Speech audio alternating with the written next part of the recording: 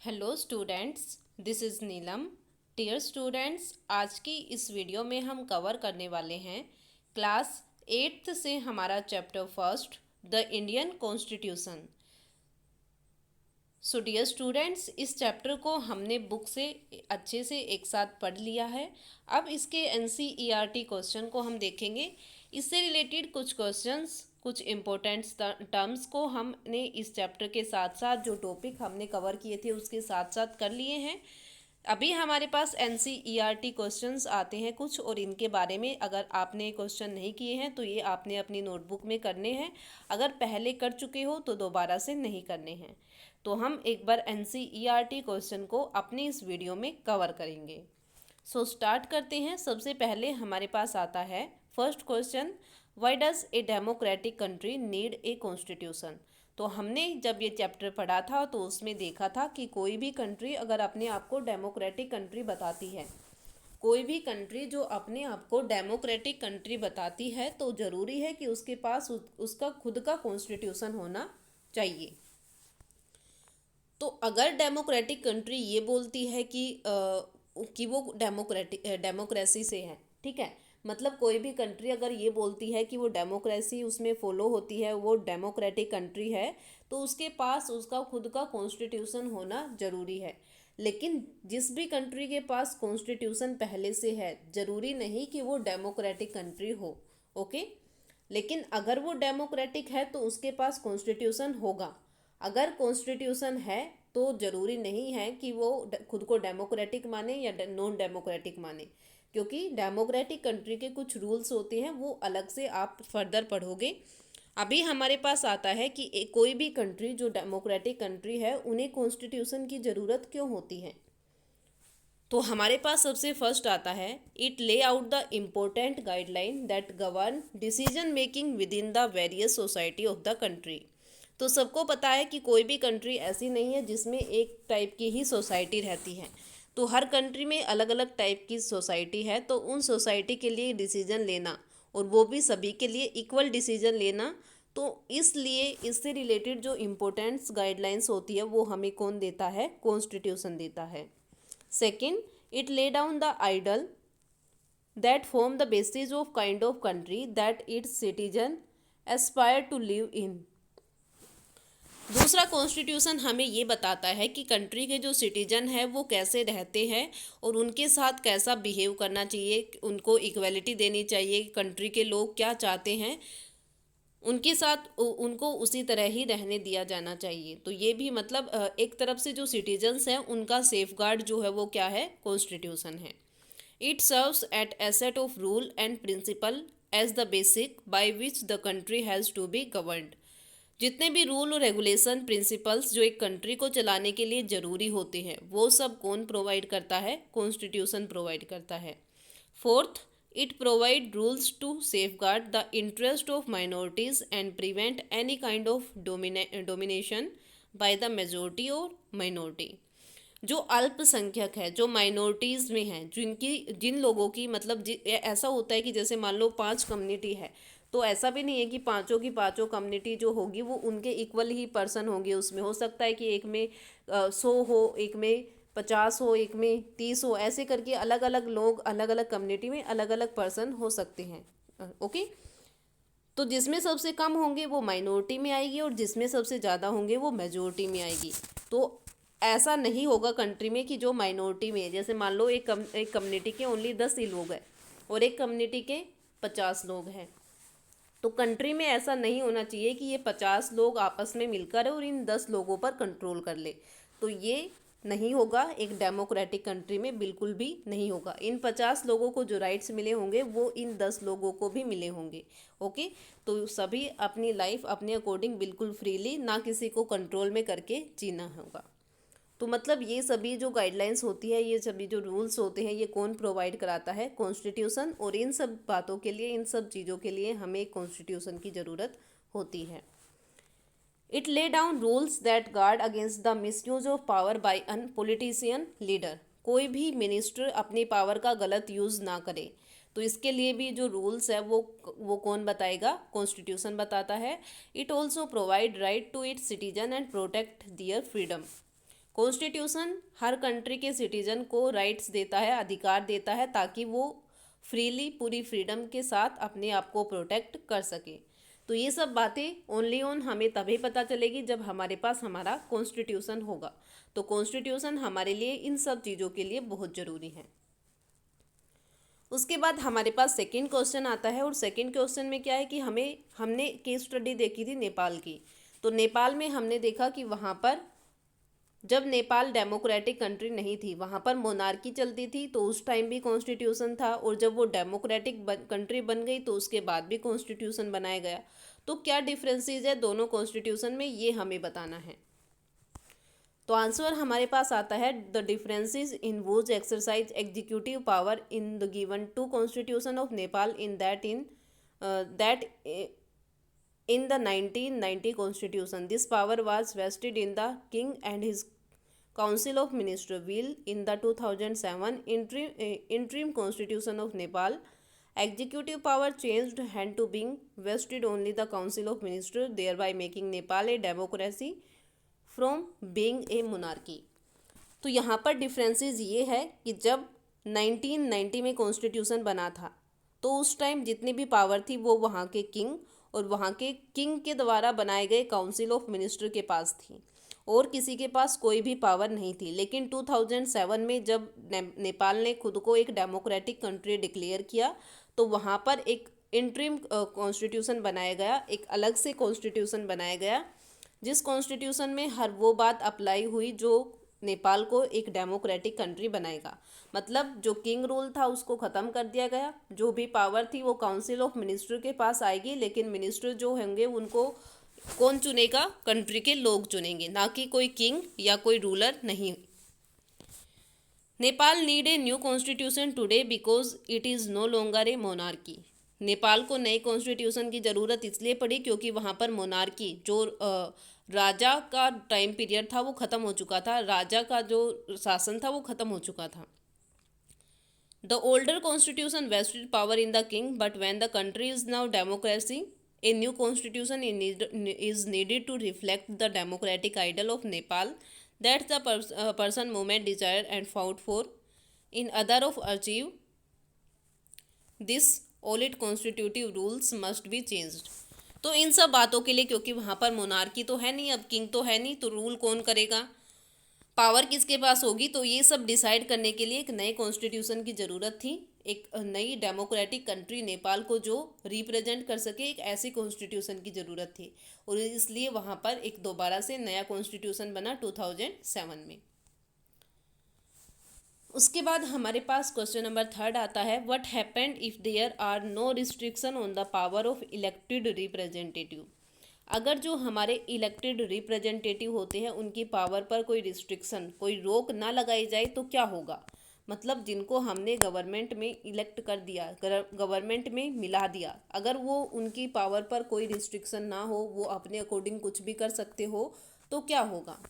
Answer, if there are no restriction on the power of the elected representative the leader might misuse the power given to them. तो अगर उनके पास ये power हो कि वो अपने अकॉर्डिंग कुछ भी कर सकते, कोई भी उनसे कोई क्वेश्चन नहीं करेगा, सभी रिप्रेजेंटेटिव जो होंगे हमारे, उनके ऊपर कोई रिस्ट्रिक्शन नहीं होगा, कोई रोक टोक नहीं होगी, तो क्या होगा कि वो अपनी पावर का मिसयूज़ करने लग जाएंगे, गलत यूज़ करने लग जाएंगे। The constitution provide safeguard against the misuse of power by our political leader. और जो हमारा कॉन्स्टिट्यूशन है वो हमें सेफ गार्ड प्रोवाइड कराता है कि कोई भी पॉलिटिकल लीडर अपनी पावर का मिसयूज़ नहीं कर सकता। अगर वो मिसयूज़ करता है तो उसको उसकी पोस्ट से और उसकी पोस्ट से हटा दिया जाएगा। ओके, तो अगर रिस्ट्रिक्शन नहीं होगी तो अपनी पावर का मिसयूज़ करेगा, लेकिन जब उसको पता है कि अगर उसने मिसयूज़ किया तो उसको हटा दिया जाएगा, इसलिए वो लिमिट में अपनी पावर को यूज़ करेगा। तो इसलिए रिस्ट्रिक्शन होना भी ज़रूरी है, और ये रिस्ट्रिक्शन हमें कौन लगाता है पावर्स पर, कॉन्स्टिट्यूशन लगाता है। उसके बाद हमारे पास आता है एक सिचुएशन हमें यहाँ पर दी है, और इस सिचुएशन के अकॉर्डिंग हमने इन रीजन को पढ़ना है और इनके आंसर देना है। इन each of the following situation identify the minority. तो हमें सिचुएशन दी है और इस सिचुएशन में से हमें ये बताना है कि माइनॉरिटी माइनॉरिटी मतलब अल्पसंख्यक, अल्पसंख्यक मतलब जो कम है, तो उनके बारे में हमें बताना है और एक रीज़न भी देना है। Write one reason why you think it is important to respect the view of the minority in each of the situation.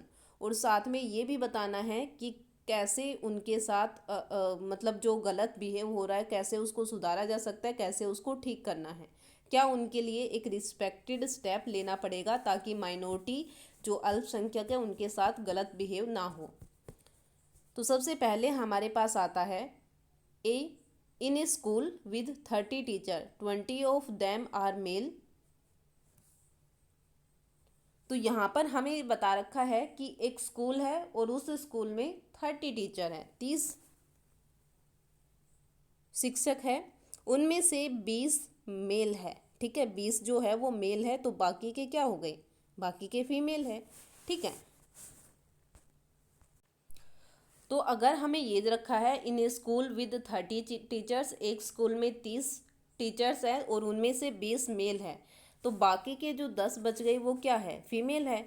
तो एक तो 20 देखे और एक हम 10 देखे, तो माइनॉरिटी में कौन सा हो गया, फीमेल हो गया।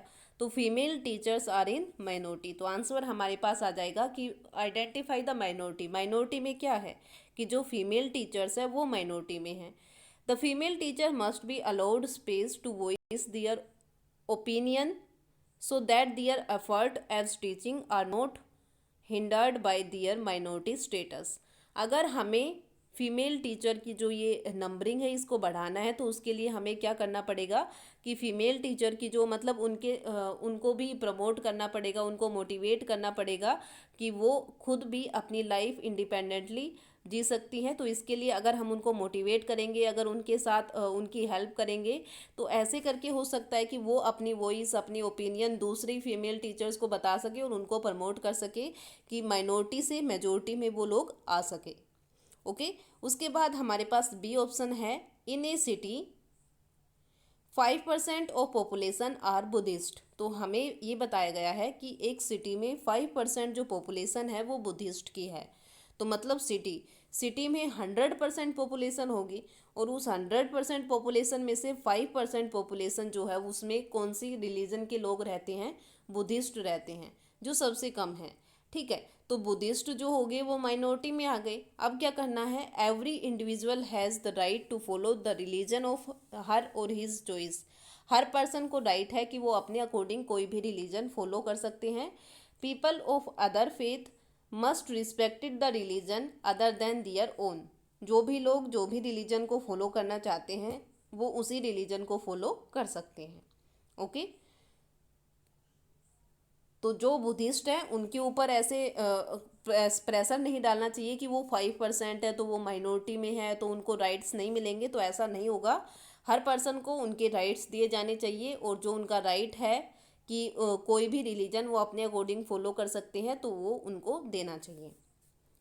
उसके बाद ऑप्शन सी हमारे पास आता है in a factory mess for all employees 80% of are vegetarian.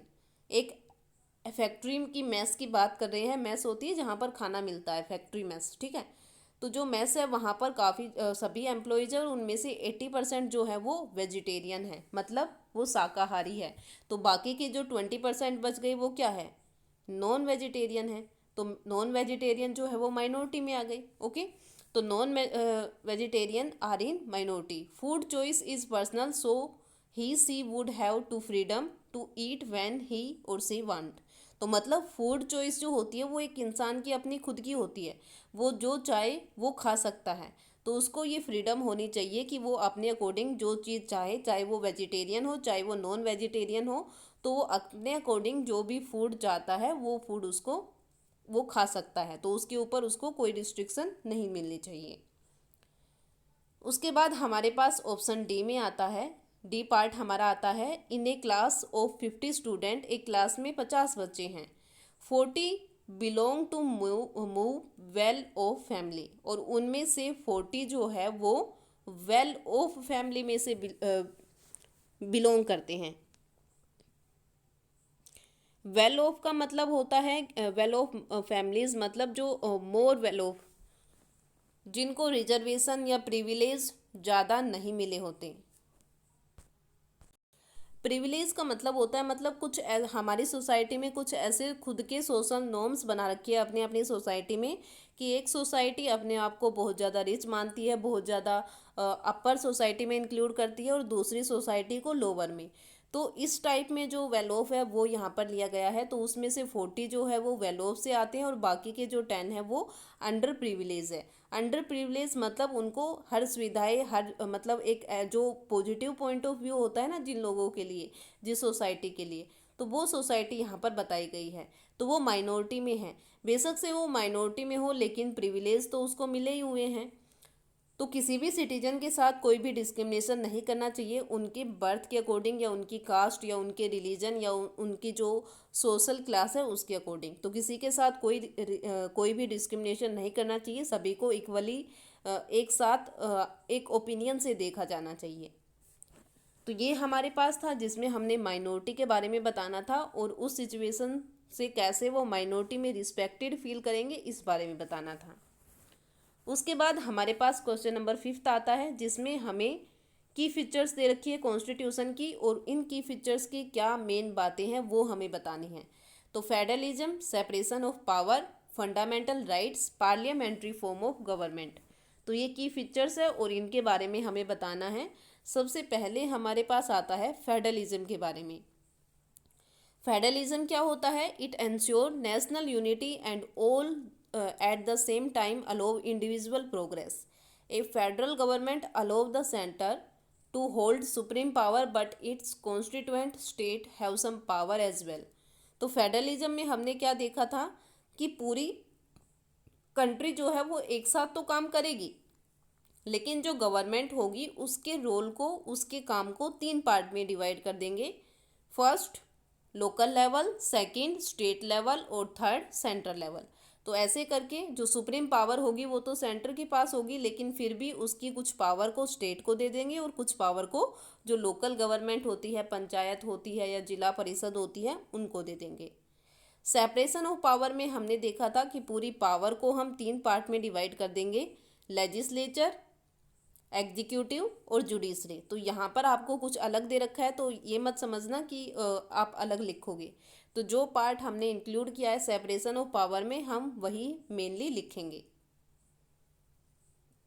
Third fundamental rights. तो फंडामेंटल राइट्स जो होते हैं वो हर पर्सन के लिए ज़रूरी होते हैं, वो ताकि वो अपनी लाइफ को फ्रीली, इंडिपेंडेंटली कंटिन्यू कर सके, इसलिए उनको फंडामेंटल राइट्स की ज़रूरत होती है, ताकि सोसाइटी में वो दूसरे लोगों के साथ आराम से यूनिटी के साथ रह सकें।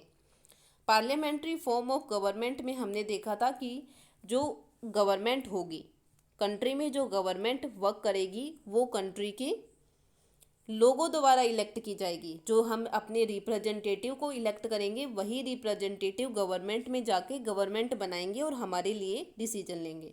तो ये बात हमारी आती है पार्लियामेंट्री फॉर्म ऑफ गवर्नमेंट में। तो ये था हमारा चैप्टर जिसमें हमने देखा इंडियन कॉन्स्टिट्यूशन के बारे में और इंडियन कॉन्स्टिट्यूशन से रिलेटेड एनसीईआरटी क्वेश्चन के बारे में। तो आई होप जो भी पार्ट हमने इसमें कवर किया है वो आपको अच्छे से समझ आ गया होगा, ये सभी क्वेश्चन आपको समझ आ गए होंगे। अगर इसमें कोई भी कन्फ्यूजन है, कोई भी प्रॉब्लम है, तो वो आप मेरे साथ शेयर कर सकते हो। और ये क्वेश्चन अगर आपने नोटबुक में नहीं किए हैं तो आपको नोटबुक में भी करने हैं। Okay, thank you.